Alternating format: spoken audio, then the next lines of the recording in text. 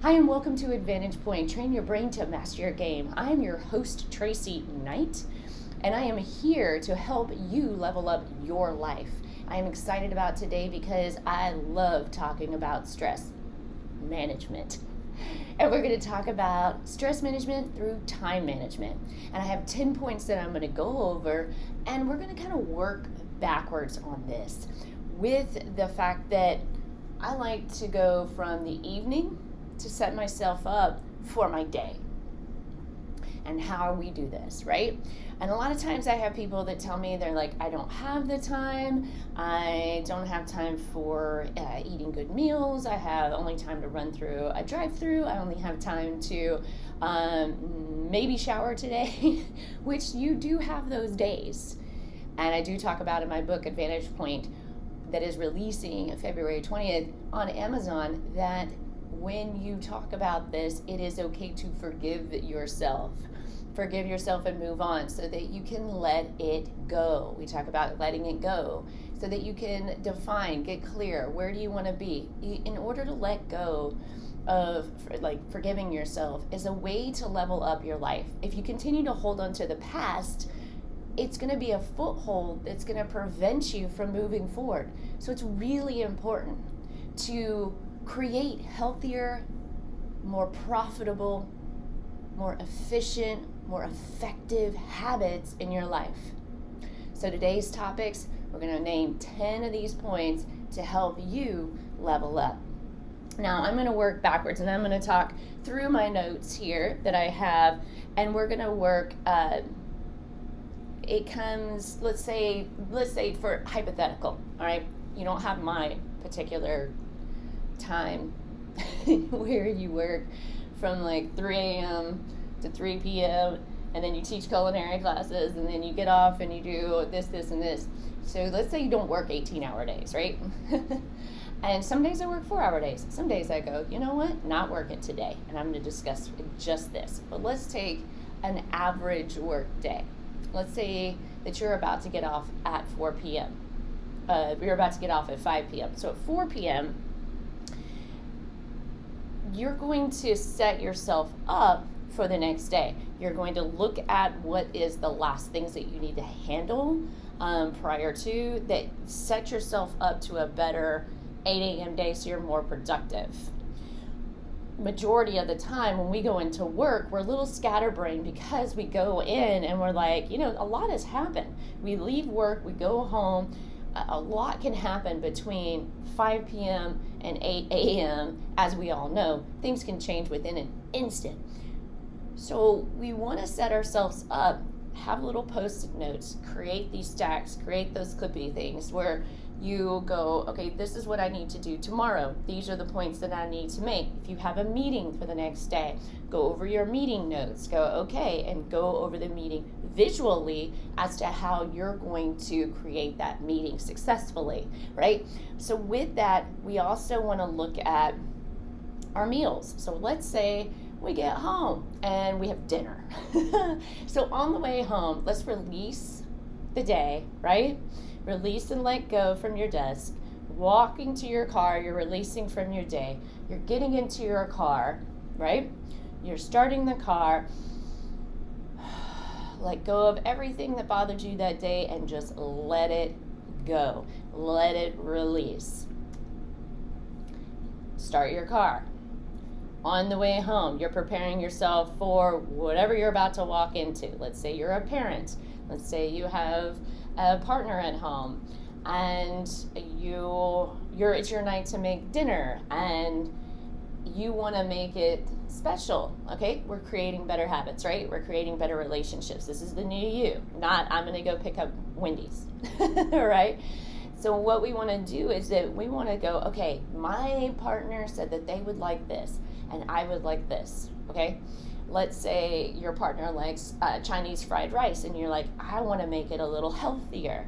What can I do to make it healthier? When I get home, I'm going to look up recipes that make this a little healthier. And you go home and you're like, healthy fried rice recipes, right? Pretty simple. What do I have at the house? What can I utilize at home? Let's say you don't have those ingredients. Well, print out that recipe for the next time. What you have at home is, let's say, a salad, veggies, a protein, chicken. Cool, we'll get done there. Good, go right ahead with that. We've created a healthy meal. But by looking up that next recipe, you have created and established a healthy habit by already planning ahead, right? Time management. So if you're going to go ahead and create a recipe, go ahead and create 2. It doesn't take long. You can download it from recipes website somewhere. Cooking Light is a great spot, and that's a great place. Healthy Cooking, Cooking Light is a great website to start, right? And go from there and start working those recipes. If you don't have an air fryer and you're like, I'm going to do air fryer recipes, probably not very time efficient because you have to go purchase the air fryer. And will you ever use it? Will you only use it a few times, like a crock pot, pressure cooker, 2-in-1. That is a good one and good space to have for your meals. So you have that. And let's say for those who are, a lot of people are starting to do online classes. So you have class tonight from 6 to 9. Dinner is like really crunched. So again, it's good to create and find recipes that you can make and that you can kind of eat on for a couple of days, where let's say one's a rice recipe. Rice is only good for 3 days. Pasta is only good for 3 days because of the water content, okay? So let's say a healthy vegetable lasagna is one of your choices. So you can kind of eat on through the week, add a salad, and let's say you're tired of lasagna. What can you do to create something different? So you can, in the vegetable, maybe you can do a side, let's say it doesn't have eggplant. So you can do maybe an eggplant parmesan or something like that. Or it is, and you don't have to fry it. You can bake the eggplant parmesan, right? And so you can take a couple layers of that lasagna, and then what I like to do is I like to put the eggplant in a dry skillet. Just make sure it is non-stick, or those the fiber, the starches will stick to the pan, and then just flip it, whatever, and then add the lasagna on top. You can cook it right into the skillet, or you can put it into another pan and put it in your oven. I don't recommend putting eggplant in a microwave, okay? Another dish I like to make is spaghetti squash. Spaghetti squash is great because it is a savory and it is a sweet. And I'm going to turn off my heat real quick, if you don't mind. It's a little warm on this side.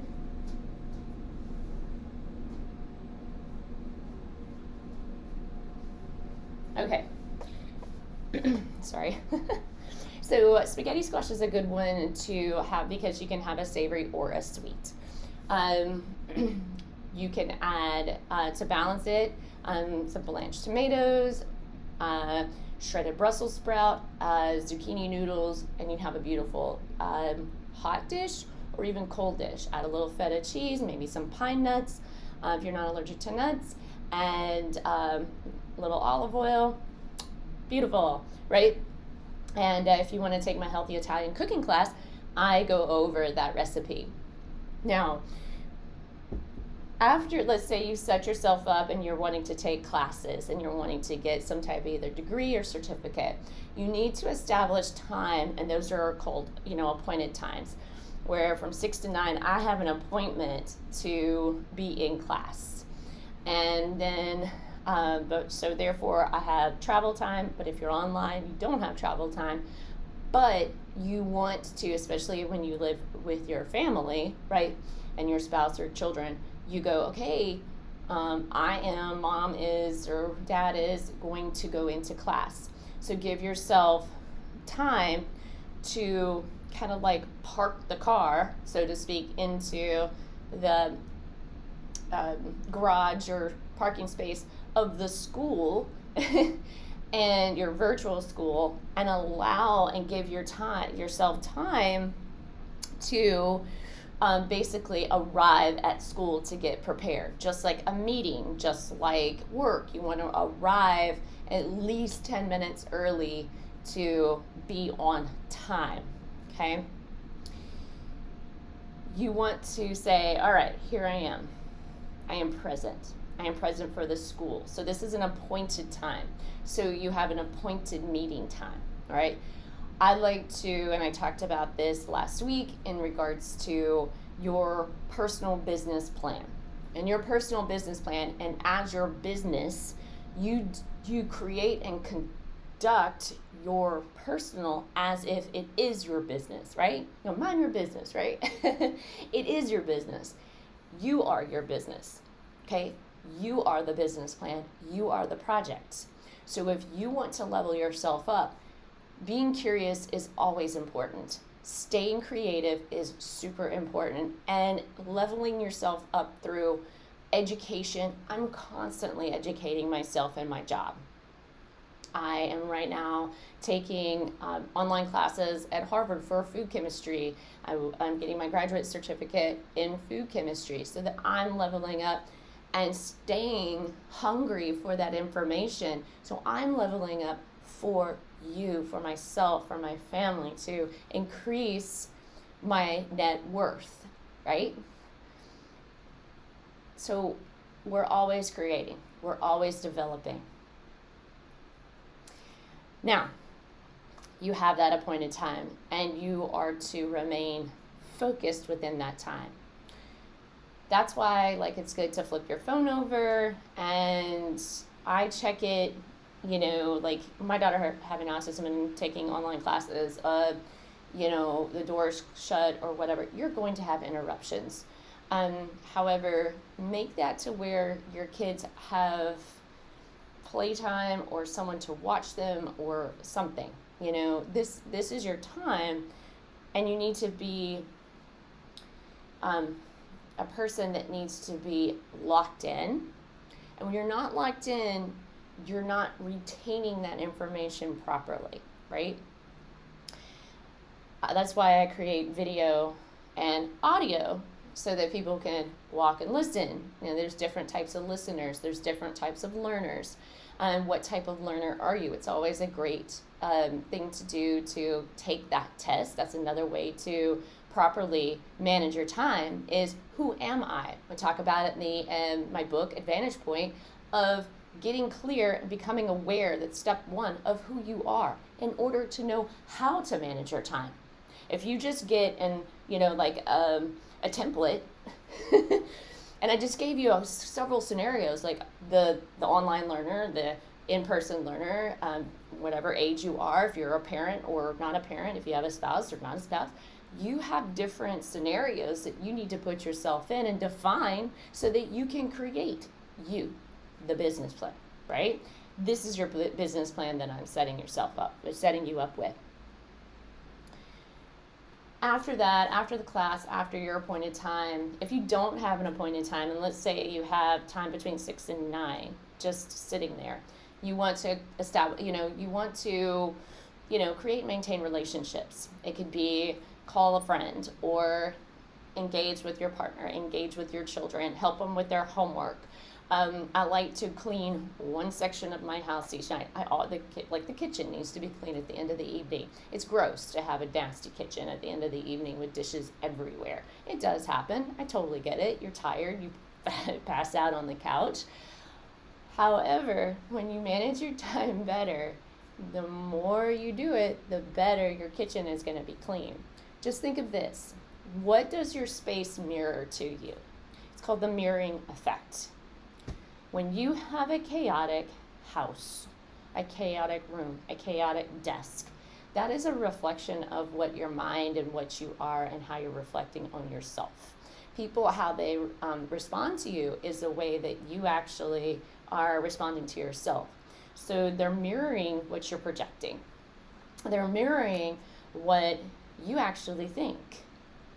And if you are anxious, you'll notice that other people become anxious and may not want to work with you because they might even say, a person really makes me nervous. And you don't mean to do that, but you have some work to do within. And that time management of working on yourself is essential. So let's say you aren't in school, and you need to set a particular time at night to work on yourself, to level yourself up. You're in the school of hard knocks when it comes to finding what's going on within. You can set an appointed time with a psychologist online. They can help you through this process and to really understand why people are responding the way you are.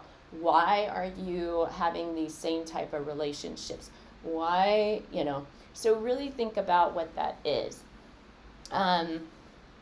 When you have like time management in your bank account, you have a deficient bank account, well, it actually shows how you're managing your time. Are you, your stress level might be higher. I don't know, just a thought, especially if you're deficient. You're hungry, your bank account is hungry, you're deficient in a lot of areas. And you're like, no, it's because I don't make any money. Oh, well, you work from 8 to 5. The creative FUBU figured that one out. He worked at Red Lobster and designed t-shirts or whatever at night. So you can level up yourself in some way financially as well. Do you have credit card debt? Do you need to look at how you're spending your money? There's a lot of things online, a lot of master classes. You can pay like $50 to find out why you're spending $50 previously. I talk to my daughter about this a lot in regards to, and my clients. I talk to them about the fast food situation. Food is expensive these days, and you can easily spend, $25 on a medium pizza from Papa John's and be like, hush, that was one meal. It might have fed like maybe 3 people. Divide that's $8 a person. Totally get it, but that's one meal. When spaghetti squash costs $1.49 a pound, one costs maybe a pound or 2, and you get 8 cups. It's so filling because it's fibrous and water and has water and nutrients. It's nutrient dense that you can save so much more money and make so much more meals out of that one vegetable that you can take your family to dinner on a family night out. How are you reflecting your funds? Set realistic goals. I hear a lot of things, on YouTube, etc. Like, I'm a millionaire. Okay, well, if you're not acting like one, meaning you're not getting real with your money in regards to, okay, I have $2 in my account. I'm not a millionaire today, obviously, but I will become one because I'm going to start reflecting that type of life. That means, and I'm going to talk about this, delegate. Delegate your time, delegate. So time, money, time, money. When you delegate as say like you're a solopreneur, I guess, that you will make more money by delegating projects out and paying that person X amount of dollars. Even if you have to start on Fiverr, you don't have to physically hire somebody and pay them X amount for the salary, but delegate some of the work out. That will free up some of your time and reduce a lot of your stress, and actually you will make more money. This is a hard lesson that a lot of entrepreneurs are having to learn. You will make more money by spending money, believe it or not. How do you think a product occurs, right? So when I started Skinny South, I started it on food stamps, and I didn't know how long I was going to get the amount that I got. And so I got $300 the first month, which I was like, whoa, there must be a mistake. But then I was like, then the next month was like $62. And so, that happened. So $300. So I took the $300 and I took a percentage for my family in which we could live on, made the product out of the remainder, and sold the product and doubled, tripled the amount that I was given. Okay? So I was smart with my money. Then I was able to make the product. Then I was able to delegate work out. Okay? And, it does take some time, especially when you're like, but I don't have any money. Well, if you keep saying that in that mindset, then you won't. So again, you want to mirror, right? That's a mirroring effect. So be careful on what you're doing. So set yourself up for success by starting with yourself and taking time to do that. You will have less stress. If you have too many things going on, you have something called brain fog, and the brain can't think, and you're like, God, I cannot think. You go into a room, you're like, why did I go into this room? I cannot think clearly today, because you have so much on your mind. When I said earlier, we want to work backwards. So part of that at night, I talked about before, and I talk about in the book, is you just do a brain dump, get it off your mind. And then take that brain dump and then put it into time slots. And I like to have chunks of time slots.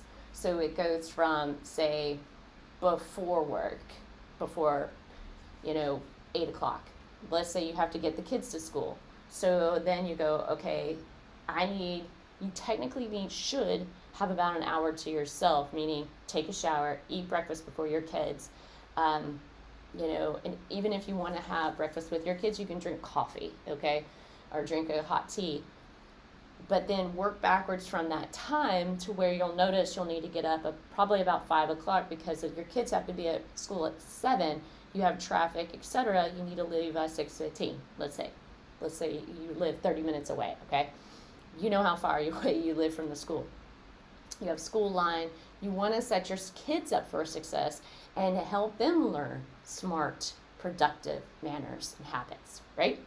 So 5 o'clock, then you do your thing, work out. That gives you time to work out. It gives you time to meditate. It gives you time to drink water. It gives you time to reflect on how your day is going to go. It gives you time to go, okay, this is what I'm going to do, and this is the night before. This is what I'm going to do between, say, 5 and 6:15, get the kids up, whatever time you need to get the kids up. We need to leave 30 minutes prior to getting to the school. So you back up that time. I need to get the kids up at this time, because it takes them forever to not only get up but get dressed because they're little children, and I don't blame them. I think school should be like 9 o'clock. I think work should start at 9, but it's not. It doesn't. So anyway, so you want to set yourself up for success by creating those time brackets. Instead of saying, okay, like when you get to work, it's like from work, that you have blocks of work to do, and let's say you have a meeting at 11. All right, you need to get ready for the meeting at 11. You need to get, okay, this is what this looks like. So that's why I was saying before, is that when you get to work, you have like your stack of papers, and it says, okay, this is what you need to focus on. Here are the bullet points for this stack right here. You have it in your computer, whatever that looks like. But set yourself up for success so you know what you're walking into. So you're not walking in and you're like, oh gosh, I forgot about this. Oh my goodness, I forgot about this meeting. Have a meeting, have your calendar sync with your personal calendar. Have your calendar say, it has a notes section. Get detailed in those notes so you know what's going on in your world, right? Those are time management, stress reducing activities. When you need to look at, so what are your most effective workout times? What are your workout times? So like in the morning is actually best for your metabolism versus in the evening. So in the morning, again, like I said, wake up early. 5 o'clock is good. You want to make sure that you're getting sleep. Your sleep is highly important. Eating a small meal the night before for dinner is highly important, so your body can address certain things. It can heal. It can get into the cell and do what it needs to do, right? The food molecules will get in there and give you that mitochondria energy that you need for the next day. So then I would do something like this. Let's say your workout in the morning, do low impact like yoga or something of that nature. But if you're a type A personality, You might want to like do bike and HIIT and, high intensity workout, weight training. You want to, you're wild. You can do that 3 times a week and do low impact in the morning 2 times a week. Think about what your personality is. Your fitness personality test is a great way, and it's online, that you can find out who you are. You can also find out whether or not you should even buy a gym membership through your fitness personality test. Now, breakfast is a great break the fast, right? You need fuel to make it happen. That's why I have the podcast, Food is Fuel. You want to make sure that you're creating and setting yourself up for the fuel throughout your day. You don't want to go, I have a busy day, and then just not eat. And then you're like, I don't have time for breakfast. And you're grouchy, by 10 o'clock, your brain fog, you can't figure out what's going on, you're making mistakes. You're like, I don't know why I'm here anymore. I hate my job. Everything's going terrible. Well, it's going terrible because you didn't set yourself up for it. Okay, even though your job may be terrible, like literally, you can make it better by setting yourself up for a better day by a positive attitude. Make sure that you keep that positive attitude throughout the day. Just smiling, practice smiling and keeping, the smile look on your face actually will make it brighter, and it's easier for people to come to you. You're more like, oh, hey, it's a great day. And some people who think you're just always optimistic and positive don't want to talk to you, then they won't. Then, you dealt with it with kindness. That is a time management piece. Arguments, to me, are the most time-sucking factors on the planet.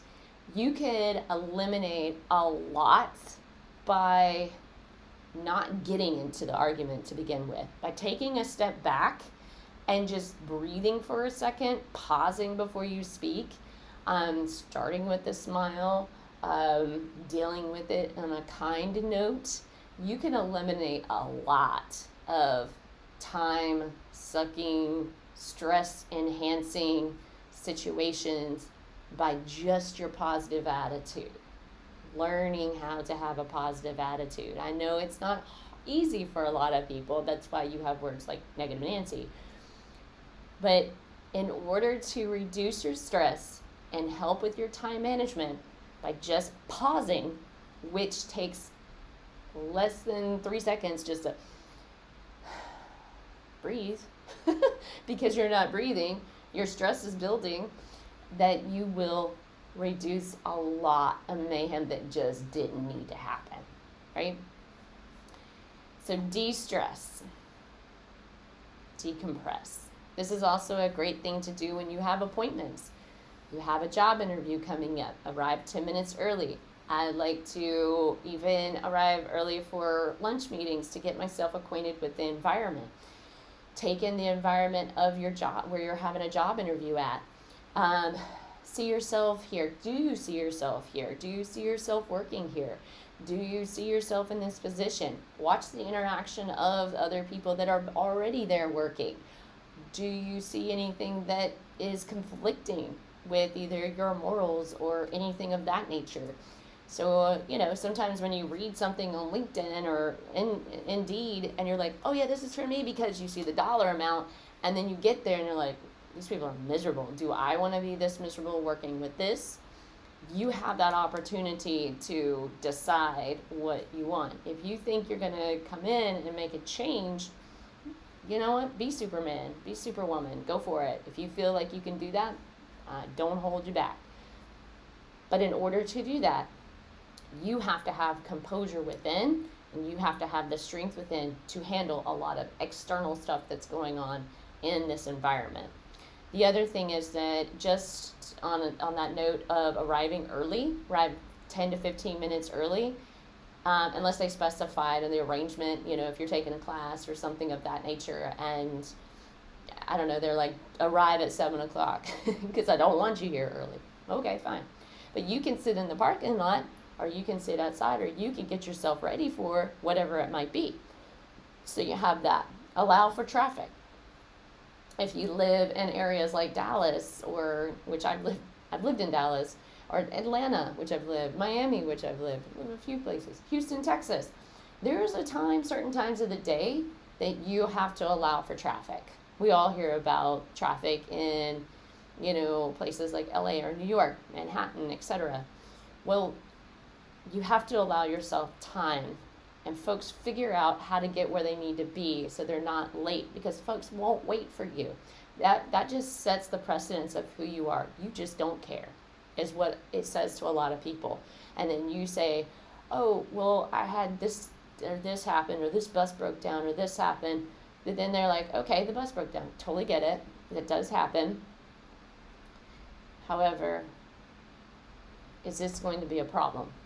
They're already setting it up.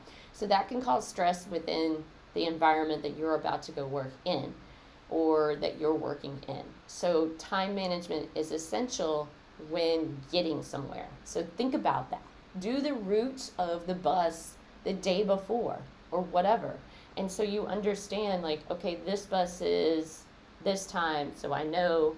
And I would do that in Miami. So I would go to the bus stop and I would go, okay, there's a lot of people that get on this bus. There's a possibility of delay. It is a sardine place. I need to wear these type of shoes. This is how I need to dress for this appointment. I would have shoes in my bag. I would have, sometimes I would bring my bike, and I'd pop the bike on the front of the bus, and I'd have my shorts on and a sports bra on and whatever. So when I got to the location, I would have a towel, dry myself off from the sweat, smell real good, flip up my hair, and put on my dress over my shorts and my sports bra, and go into the meeting. So that's a way of like a time management piece. And on the way there in the bus, if it wasn't too jam-packed, I called it, it's starting bus is what it is. And if it wasn't too jam-packed, then I would get ready for the meeting. So those are time management pieces. I love public transportation because it does help me, get a lot of things done. Instead of, obviously, you can't text and drive. You shouldn't. You couldn't, check your emails or anything like that, where on a bus or on a train or what have you, you can, if they have proper Wi-Fi, of course. So just, keep that in the front of your mind. Also, I like to set medical appointments close to where my most active space is. Like in the 10 to 20 minute radius where my most core location is, like your workplace, or if you work from home. And if it's your kid's appointment for their medical or their dentist, set it up around their school area, right? And then so what I did is that I would have a medical doctor near the school, and then I chose one near my home in case of an emergency. So like I said before, you have to-do lists, you want to look, and then you also, like what I said about the bus, you compound things. So walk, or when you're driving, you take voice notes. So I'm most creative when I'm exercising. Sometimes I'll get off the bike and I'm like, okay, I really like this. This sounds good. I like how this is going. And then I'll get off the bike. And then I'll start walking to do the voice notes because, my oxygen level is anaerobic on the bike. And it sounds a little strange. I can't understand myself. So I'll get off the bike and I'll go for a walk. Those are most of my creative times. And sometimes I'll even do a podcast while walking because I'll start thinking, I'm like, oh, this sounds good. I like this. And a lot of times I've done podcasts when I'm walking, and you can probably hear the traffic in the background. Like today I decided to do it here because I did my notes. My notes came from my walk, and I decided this time I was going to do video with the podcast. And, so I just these are my notes from my walk. And you got to know the other thing, step 8, if you're wondering what step we're on, is know your limitations. And I'm going to go back through here right now to let you know the steps that I've talked about, because I've kind of compounded a lot of them. 1, you want to work backwards. 2, you have the mirroring effect. 3, you have the brain fog. So you need to know if you have too much going on and you cannot focus, then you need to do just the brain dump. So brain fog, brain dump. So brain dumping, and jot it all down. You want to create step 4, times to insert those healthy habits, when to create healthy meals, when to exercise, when to meditate is best for you, definitely at night, before you go to bed. And, have those times to forgive yourself at night before you go to sleep. For the appointment, step 5, allow yourself time to get there and be ready for what you need to do. Number 6, you want to set a to-do list with no set time measurements or time stamps, because they can be discouraging and give you and put pressure where it's not needed. Removing those time stamps and allowing things like, before 8 a.m., these are the things I'm going to do, allows for, I don't feel like working out today. I really need to study, or I need to meditate. I need to do this instead. But on my list, it said that I was going to work out, but I'm not feeling it today. A lot of times in the workout, you can do the workout or go for a walk instead of their HIIT workout. In a way, it's a little more forgiving. But don't get into the pattern of, I don't feel like working out today, and just not doing anything. You need to do something within that workout time so that you are developing the brain to start adhering sticky effect of the action. Okay? So you want to, every night, develop those healthy habits. Takes 63 days. Scientifically, takes 63 days to form healthy habits. So you want to compound things. This is step number 7, like I said before. Now we're on 8. Know your limitations. Knowing your limitations will reduce your stress. Delegating your time, right? So I talked about delegating your time at the beginning. Delegating your time is essential. So helping and getting someone to help you with meals, right? Grocery shopping, things of that nature. Also, know your limitations in step 8 is saying no is perfectly safe, okay? No, I can't do this right now. I would love to do it at this time. Someone asks you to go to lunch, but there's no date, no time. They just want to go to lunch. You go, okay, sounds great. And then let it go. Don't try to keep hounding them as to when lunch is because you think it's a business opportunity. Let go and just allow it to be, okay? Don't try to control the situation. So know that your limitation is you don't and should not have control over things. The saying of putting a square in a round hole, that is trying to say yes when you should be saying no, right? Like breaks, baby, breaks, right? Limitations, know your limitations does not mean that you can't do it. It just means that you just shouldn't do it. You shouldn't do everything. You're not good at everything. Be the spear, be the tip of the spear. Do not be the entire blade and never get sharpened and not have others around you that will sharpen you, all right? And then you find yourself trying to weed whack everything around with a dull knife. You will not get anywhere, right? Know your limitations. Delegate the meal planning, right? So budget is a time. So set up a time to budget. That could be under know your limitations, but budgeting is just getting clear on where you are today. Budgeting allows you to know, like for instance, I'll give you an example. I looked at what I was spending on a certain item financially, and I kept buying this thing like every 4 days. And it was $15. And I started adding it up, and I go, wait a minute. If I bought the 11 pound instead of the 4 pound, this actually lasts me 20 days instead of 4 days. Then I looked at the 26 pound item versus the smaller item, which was 4 pounds. And I realized that over time, like per quarter, I would save almost $200 or more from buying it for the quarter at 26 pounds, or buying it every month at 26 pounds because it would last me a little bit more than a month. So until I actually looked at my receipts and sat down and got clear on what my budget looked like, by ordering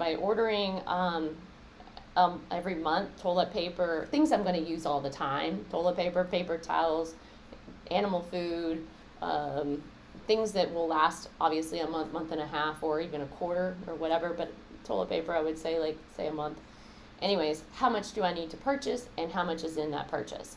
That way you sit down and you can automatically be ordered for you, or you sit down and you go, okay, I'm ready to order this again, So I've set up things to just do an automatic every so many weeks, 6 weeks, for toilet paper, paper towels, dog food, cat food, litter, and some types of groceries, and it saved me hundreds of dollars by doing that. And so stop thinking of a small mindset and being fearful of not having enough.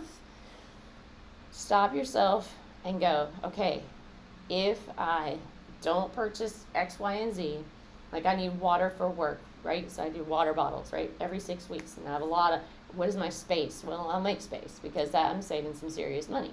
So what do I need to eliminate from the equation to save money in order to grow my financial worth? Now, this will put you into a bracket of basically saving 64% or more and giving you that more purchase power by purchasing larger quantities less times throughout the year. And I will say this is that when I talked about delegating and hiring for those solo entrepreneurs and those who are thinking that they can just do everything themselves, be the weed whacker, right? According to the data from the Census Bureau, around 49% of small businesses in the U.S. only have 1 to 4 employees, meaning a significant portion of small businesses fall into this category with a small workforce. Generally, as number of employees increases, so does the average revenue a small business generates. With business employing 1 to 4 people averaging around $387,000 in annual revenue. The key points with businesses that have 1 to 4 employees, the percentage of small businesses, approximately 49% of small businesses have the range of 1 to 4 employees. Average revenue will typically generate $387,000. With employee count, as the employees increase, the average revenue for those small businesses tend to rise as well. So just think, if you're making $37,000 per year right now as a solo, and if you hire one other person, you can possibly double that. When I just told you about a 64% by purchasing more in less time throughout the year, just think about if you could copy and paste yourself, or if you can think about by taking the SWOT, when I talk about an advantage point, the book, when you take in a SWOT and you go, well, I'm not good at everything, but I am good at this. I am the creative piece for these podcasts. I look at what people are what their question is, what's trending, and that's from my creative team. This is what you need to talk about, right? Then I have an editor that helps with the editing. I have delegated someone else to create the website. I have delegated someone else to do this. I'm not good at developing websites because I have such a analytical brain in the sense of science of, well, we have to add this, we have to give them this. Oh yeah, you can say all this, but in this amount, but my brain doesn't think that way. I'm like, I need to give you so much information that your brain is overloaded. So it's more like, all right, the website is 3 seconds, is 1 to 3 seconds of someone's going to stay on the site, and how long do they stay on the site. So those analytics will show you, and of course that is, Google Analytics will tell you that. You don't need to create your own software. You can go into a Google Analytics and go, oh, okay, I see where my key, my KPI, my key words, my SEO, right? So I can look at all this information and see what is going on.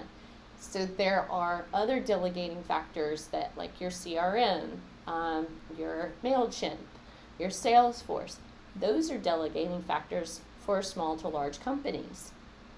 Your Zoho, your website that allows for you to put the product out there, sell it, revamp it, have a loyalty membership, a VIP, talk to the customer for you. You're not sending out the emails, you're not doing all the work. You have delegated a particular type of software to do all that for you. So you're not constantly doing paper and pen and creating more work for yourself. I hope you have a really great day, and I hope this material has helped. I am Tracy Knight, Vantage Point, training your brain to master your game.